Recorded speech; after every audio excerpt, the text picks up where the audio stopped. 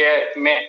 और जब फॉलिकल टूटता है तो फिर ruptured follicle changes into corpus luteum under the influence of the LH. ये जो एलएच है, एलएच के प्रभाव में the ruptured ovarian follicle. Ovarian follicle, which was first of all studied by German endocrinologist D. Graf, that's why it is called Graafian follicle, become fully ruptured and fully developed by the 14th day of the menstrual cycle under the influence of the FSH. But by the same time, 14th day को oestrogen का level बहुत बढ़ जाएगा and it will inhibit the release of FSH और नतीजा होगा LH का secretion बढ़ता है। And under the influence of the increased level of LH, the ovarian follicle ruptured on the 14th day of the menstrual cycle, releasing the ovum into coelomic fluid. The process is called ovulation, which occurs on the 14th day of the ovarian cycle. And after releasing the ovum, the ruptured follicle transforms into corpus luteum under the influence of LH, luteinizing hormone, which is also released from anterior lobe of pituitary. And now this LH synthesizes and releases the hormone progesterone. तो मालूम बस बात यही रखना है कि ovarian follicle का follicular cell और इंटरस्टिशियल सेल रिलीज करता है एस्ट्रोजन और कॉर्पस ल्यूटियम रिलीज करता है प्रोजेस्टेरॉन। अब एस्ट्रोजन को अगर हम लोग देखें तो जैसा टेस्टोस्टेरोन वैसा ही एस्ट्रोजन, एस्ट्रोजन का भी लेवल दो बार लाइफ में ज्यादा होगा, एक तो फीमेल फीटस में और एक एडल्ट में प्यूबर्टी के समय के बाद, और दो बार मिनिमम होगा, एक तो चाइल्ड में और एक ओल्ड एज में, दो बार कम होगा। अगर हम लोग इसका अमाउंट देखें तो एवरेज सिक्रेशन जो होता है एस्ट्रोजन का वो 200 to 500 माइक्रोग्राम पर डे, एक दिन में 200 से 500 माइक्रोग्राम रिलीज होता है एक एडल्ट फीमेल में। एस्ट्रोजन का amount 200 to 500 microgram per day in female, adult female, और मेल में भी रिलीज होता है अबाउट 50 माइक्रोग्राम पर डे। तो मेल में जो 50 माइक्रोग्राम एस्ट्रोजन आ रहा है वो आ रहा है from adrenal cortex, zona reticularis से।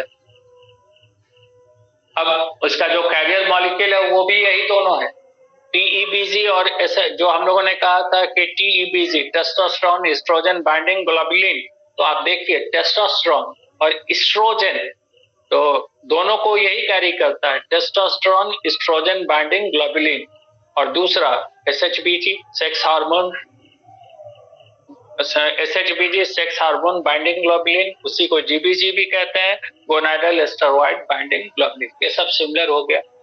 अब फंक्शन भी वैसा ही है। फंक्शन में estrogen is responsible for the typical female behaviour और फीमेल साइकोसेक्सुअल बिहेवियर, यानी डोसाइल बिहेवियर, शांत रहना, जल्दी किसी चीज पे रिएक्शन नहीं देना, खुश भी हुए तो हल्का मुस्कुरा दिए, नाराज भी हुए तो थोड़ा सा, जो खुलकर एक्सप्रेशन होता है मेल का कि वो अगर नाराज है तो खूब दिखेगा कि वो खूब गुस्सा है, खुश है तो भी दिखेगा, और तुरंत उसका मूड फ्लक्चुएट करेगा, तुरंत नाराज तुरंत खुश। फीमेल में ये कैरेक्टर नहीं है। फीमेल में स्टेबिलिटी, इमोशनल स्टेबिलिटी होता है फीमेल में, मेल में इमोशनल स्टेबिलिटी बहुत कम है। इसलिए देखिएगा कभी फैमिली वगैरह में कहीं इस तरह की कोई बात आती है, प्रॉब्लम आता है, मेल घबरा जाते हैं जल्दी, जबकि फीमेल जो होती है हाउस में वो बहुत स्टेबल होती है, कूल रहती है, और सबसे पहले वही अपने आप को संभालती है। मेल तो इमोशनल फ्लक्चुएशन बहुत ज्यादा होता है मेल में, उसका कारण है टेस्टोस्टेरोन, और ये जो स्टेबल बिहेवियर है, डोसाइल बिहेवियर है, it is due to oestrogen in female. Now दूसरा है typical female appearance, external appearance, यानी female libido, it is due to oestrogen. और उसी तरह फिर जैसे अगर हम लोग देखें कि development of the secondary sexual character, तो सेकेंडरी सेक्सुअल कैरेक्टर में मेल में यहाँ पे पढ़ेंगे तो जैसे ये यूट्रस है तो यूट्रस के नीचे का पार्ट हो जाता है सर्विक्स, और फिर ये पार्ट है वेजाइना, और यहाँ पे ये दोनों साइड में फैलोपियन ट्यूब है, और फैलोपियन ट्यूब के अंदर ही फर्टिलाइजेशन होता है जो हम लोग पढ़ेंगे, these are the fallopian tubes. तो फीमेल में ये वेजाइना, सर्विक्स, यूट्रस और fallopian tubes which are the female secondary sexual character। देखिए आपको लगता होगा कि हम इस सेकेंडरी क्या बोल रहे हैं। सेक्सुअल जो ऑर्गन्स हैं उनको दो ग्रुप में बांटा गया, प्राइमरी सेक्स ऑर्गन्स और secondary sex organ. Primary sex organs are those organs which perform gametogenesis and release gonadal hormone और सेक्स हार्मोन। यानी प्राइमरी सेक्स ऑर्गन उस ऑर्गन को कहते हैं जो गैमेटोजेनेसिस करे और सेक्स हार्मोन या गोनाडल हार्मोन को रिलीज करे। तो मेल में टेस्टिस और फीमेल में ovary, these are the primary sex organ. अब उसको छोड़कर बाकी जितना भी ऑर्गन है जो मदद करता है रिप्रोडक्शन में, they are not directly responsible for gametogenesis or releasing gonadal hormones, but they simply help in reproduction। उसको कहते हैं सेकेंडरी सेक्सुअल कैरेक्टर। तो फीमेल सेकेंडरी सेक्सुअल कैरेक्टर के डेवलपमेंट में रोल हो गया एस्ट्रोजन का। अब जैसे वहां पे कहा था कैल्सिफिकेशन, तो यहाँ पे बोन का कैल्सिफिकेशन एस्ट्रोजन, हालांकि एस्ट्रोजन ज्यादा सक्षम है, फास्ट कैल्सिफिकेशन करवाता है एस्ट्रोजन, और इसलिए एस्ट्रोजन की कमी होती है ओल्ड एज में, तो कैल्शियम लॉस भी ज्यादा होता है फीमेल में। स्पॉन्जी बोन, ऑस्टियोपोरोसिस कहते हैं, जहाँ पे कैल्शियम सॉल्ट की कमी हो जाती है। उसके अलावा it is synergistic to growth hormone, यानी helps in the growth and development of muscles, bones etcetera, जितना भी टिश्यू ऑर्गन है। इसलिए फीमेल में का भी जो बॉडी का स्ट्रेंथ है वो बढ़ जाता है after puberty, more stronger childhood से। उसमें रोल है किसी एस्ट्रोजन का। देन हीमोपोएसिस में मदद करता है, हालांकि उतना नहीं है जितना कि टेस्टोस्टेरोन, लेकिन जो भी फीमेल में जो भी ब्लड का फॉर्मेशन हो रहा है या हीमोग्लोबिन का, that is due to estrogen, वो एस्ट्रोजन का रोल है। It is also synergistic to thyroxine, female में बीएमआर को मेंटेन करने में रोल है एस्ट्रोजन का। इसके अलावा जो सेकेंडरी सेक्सुअल कैरेक्टर में एक मैमरी ग्लैंड भी है, जो आगे पढ़ेंगे, तो मैमरी ग्लैंड में भी डेवलपमेंट में भी रोल है एस्ट्रोजन का।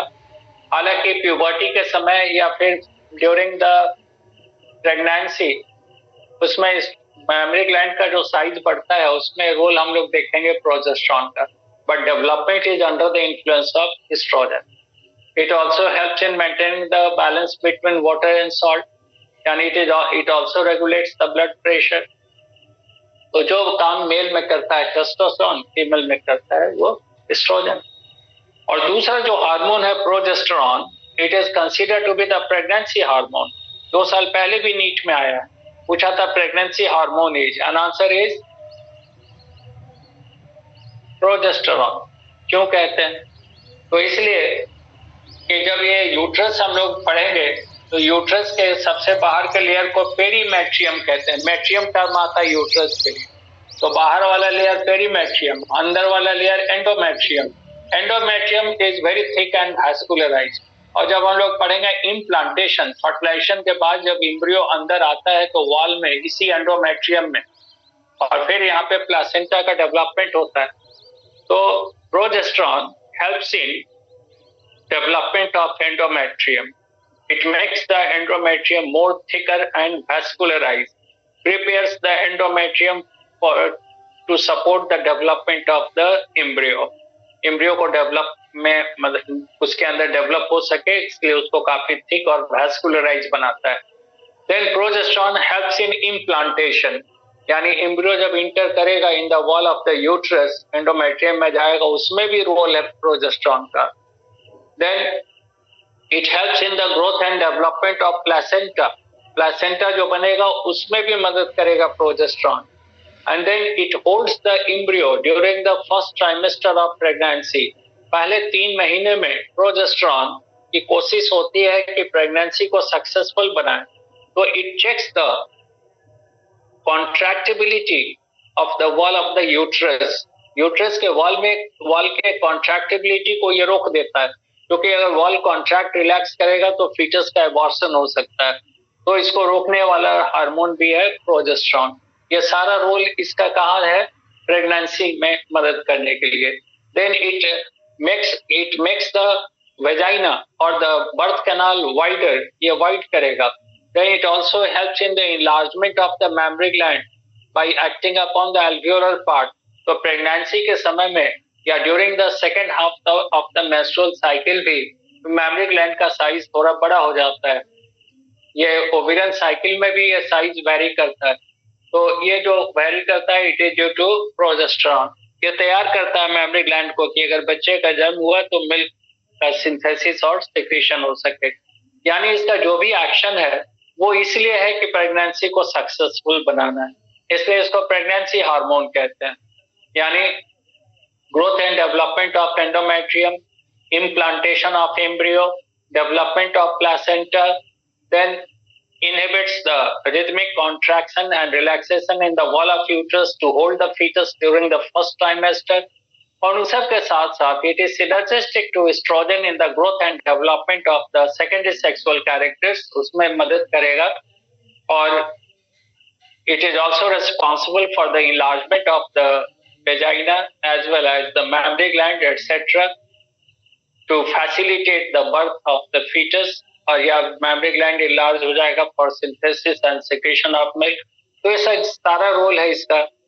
इसके अलावा it also helps in maintaining the balance between water and salt and so on। So that's why it is pregnancy hormone। तो ये दो हार्मोन हम लोगों ने डिस्कस किया। अब जो लास्ट इसमें है वो है प्लासेंटा। ये प्लासेंटा भी पढ़ाएंगे डेवलपमेंट में। इसमें different types of placenta discuss करेंगे। ह्यूमन में जो प्लासेंटा है वो chorioallantoic placenta. Chorion and allantois both are extra embryonic membrane और इन्हीं के दोनों के मिलने से बनता है ये placenta. The term placenta was first of all used by Mossman. Mossman ने पहली बार ये शब्द दिया था प्लासेंटा का। Placenta is the structure which is formed by both maternal and fetal tissue। Mother और फीटस दोनों के टिश्यू से बना हुआ यह स्ट्रक्चर है placenta. Placenta is disc like a structure. जैसे जब हम लोग डेवलपमेंट देखते हैं, मान लीजिए कि ये एंडोमेट्रियम है और इसके अंदर ये अम्नियोटिक कैविटी बना, तो यहाँ पे ये स्ट्रक्चर बनेगा प्लासेंटा और यहाँ पे ये फीटस हो रहा है with the support of the placenta.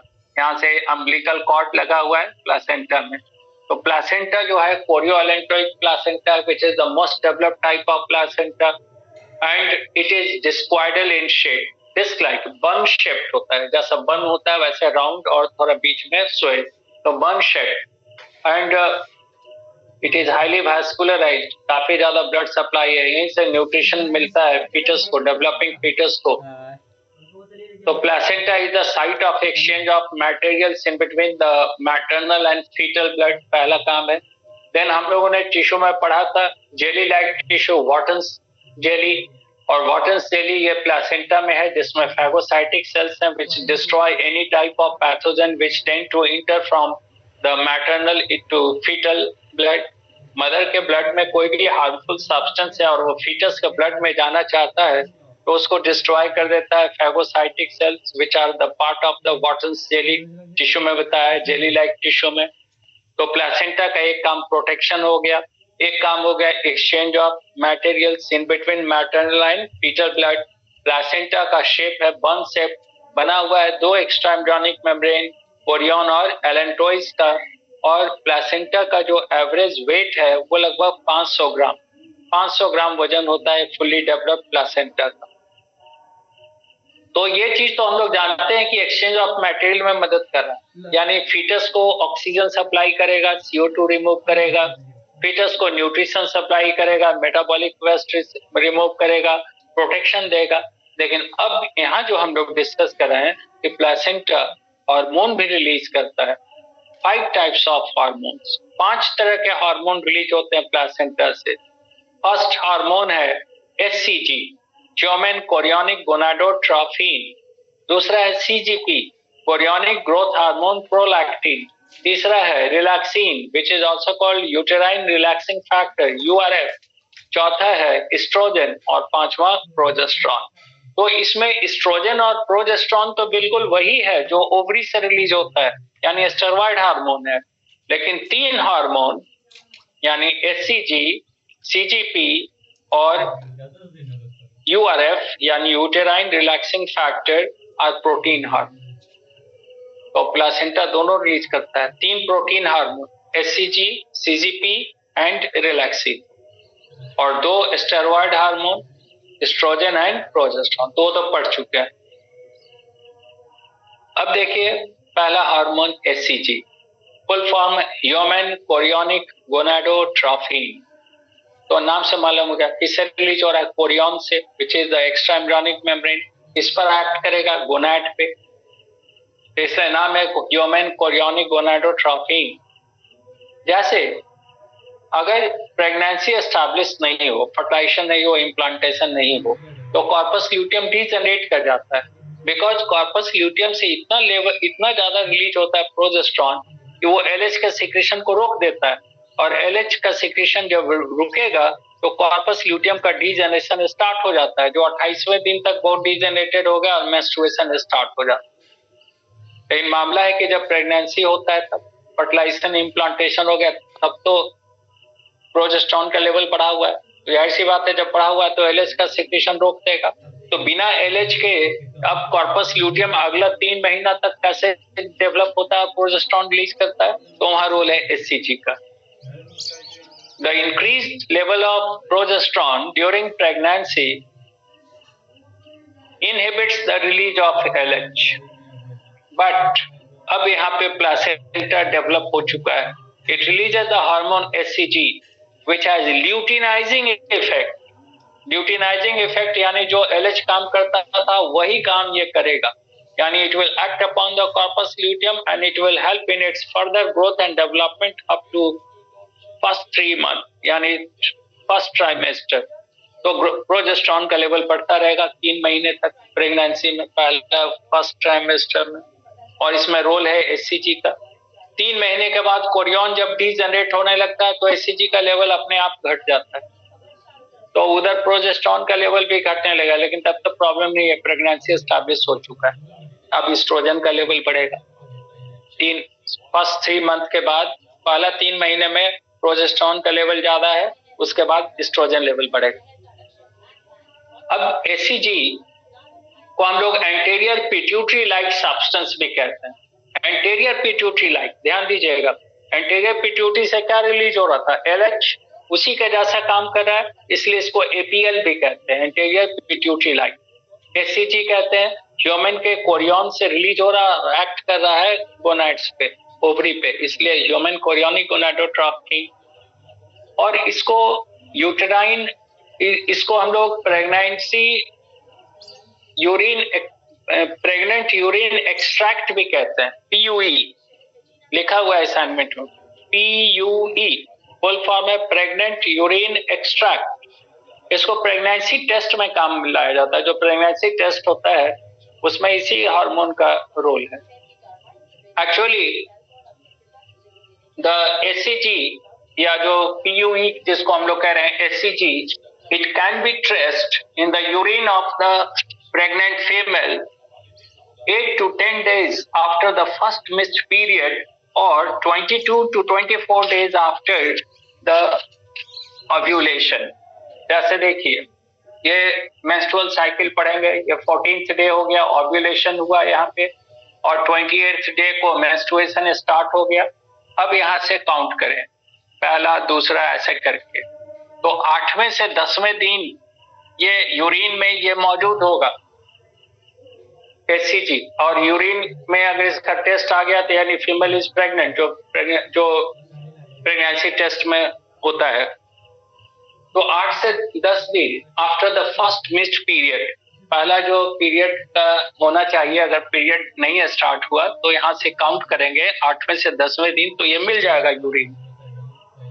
तो अगर हम लोग यहाँ से काउंट करें डेट ऑफ ओव्यूलेशन से, तो यहाँ से 14 दिन हो गया, 14 से 28, 14 दिन अब प्लस 8 कितना हो गया 22, अगर 10 जोड़े तो 24। तो इसलिए कहा HCG can be traced in the urine of the pregnant female 8 to 10 days after the first missed period or 22 to 24 days after the ovulation। अगर ये है तो इसका मतलब pregnant is female, because it's single source is placenta. Placenta के अलावा HCG कहीं से रिलीज नहीं होता है, और प्लासेंटा तो तभी बनेगा जब प्रेगनेंसी एस्टैब्लिश होगी। That's why it is the confirm test of pregnancy. इसका और कोई दूसरा सोर्स है ही नहीं। तो ये हो गया, इसका मॉलिक्यूलर वेट होता है 30,000, फंक्शन बता दिया। दूसरा हार्मोन है सीजीपी, फुल फॉर्म है chorionic growth hormone prolactin, CGP. तो नाम से मालूम पड़ा है कोरियोनिक ग्रोथ हार्मोन, यानी रिलीज होगा कोरियन से और एक्ट करेगा, ये ग्रोथ में मदद करेगा। प्रोलैक्टिन इसलिए कि मेमोरी ग्लैंड वगैरह पे भी इसका एक्शन। तो आप देखिए कि प्रेगनेंसी के समय में फीमेल का, जो प्रेग्नेंट फीमेल होती है, उनका हेल्थ थोड़ा इंप्रूव हो जाता है, फीटस भी डेवलप हो रहा है, उसका भी डेवलपमेंट होता है। तो आखिर कौन सा फैक्टर है जो उसमें मदद कर रहा है? तो उसमें मदद कर रहा है प्लासेंटा से रिलीज होने वाला ये CGP, which is responsible for the overall growth and development of the fetus and also for the general improvement in the health of the pregnant female. Pregnant female का हेल्थ भी थोड़ा ठीक हो जाता है और बच्चा जो डेवलप हो रहा है उसको भी मदद करता है ये सीजीपी। इसका मॉलिक्यूलर वेट है 8,500, प्रोटीन हार्मोन है। और तीसरा है रिलैक्सिन, जिसको यूटेराइन रिलैक्सिंग फैक्टर भी कहते हैं। मॉलिक्यूलर वेट है 9,000। It is also protein hormone. थोड़ा सा तो रिलीज होता है ओवरी से भी, but larger amount is release from placenta, particularly at the time of parturition. Parturition के समय ये काफी ज्यादा रिलीज होता है। तो रिलैक्सिन का काम नाम से ही मालूम है, relaxin relaxes the pubic symphysis. Pelvic girdle का जो दो हाफ है, दोनों जुड़ा हुआ है लिगामेंट्स से, उसको रिलैक्स करता है। तो birth canal becomes wider so that बच्चे का जन्म आसानी से हो सके। तो इसलिए नाम ही दिया relaxing. It widens the birth canal by relaxing the pubic symphysis. तो ये प्रेगनेंसी के समय में इसलिए बच्चे का जन्म हो जाता है। वो मदर का जो पेल्विक गडल का दोनों हाफ है, दोनों एक दूसरे से काफी अलग हो जाता है, तो बर्थ कैनाल वाइड हो जाता है। उसमें अलग करने में रोल है इसी रिलैक्सिन का। ये प्रोटीन हार्मोन। बाकी जो दो हार्मोन एस्ट्रोजन प्रोजेस्टेरोन है वही है। इस पर एक चीज ध्यान रखना है कि the amount of oestrogen released by the placenta during the latter stage of pregnancy is much more than the amount released by the ovary. कहने का मतलब है कि ओवरी जितना एस्ट्रोजन रिलीज करता है उसका कई गुना ज्यादा एस्ट्रोजन रिलीज करता है placenta during latter stage of pregnancy. इस पर देखिए, इसलिए कहा गया कि रीजनिंग असर्शन में इस पर क्वेश्चन आ चुका है कि when during the latter stage of pregnancy both the ovaries of the female are removed, then what will happen to the developing fetus? Answer is nothing will happen. यानी fetus के जो secondary sexual character के growth पर क्या असर पड़ेगा? अगर mother का दोनों ओवरी निकाल दें कोई असर नहीं पड़ेगा। इसलिए कहा कि सेकेंडरी सेक्सुअल कैरेक्टर के डेवलपमेंट के लिए एस्ट्रोजन चाहिए। अब ओवरी हट गया तो एस्ट्रोजन कहां से आएगा? तो प्लासेंटा दे रहा और सफिशिएंट अमाउंट देता है, इसलिए बच्चे के डेवलपमेंट पे कोई फर्क नहीं पड़े। और प्रोजेस्टेरोन रिलीज करा है, दो बोथ आर स्टेरॉइड हार्मोन। तो इसके साथ ही हम लोगों ने एंडोक्राइन सिस्टम कंप्लीट कर लिया। अब जरा सा उसको ध्यान से उसको पढ़िएगा और इस पर क्वेश्चन बनाइए।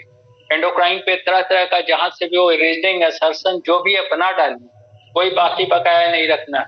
पढ़ लिया है एकदम उसको फुल एंड फाइनल कीजिए।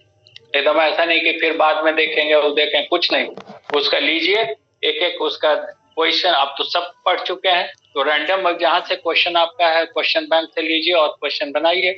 जहां प्रॉब्लम है उसको डिस्कस कीजिए।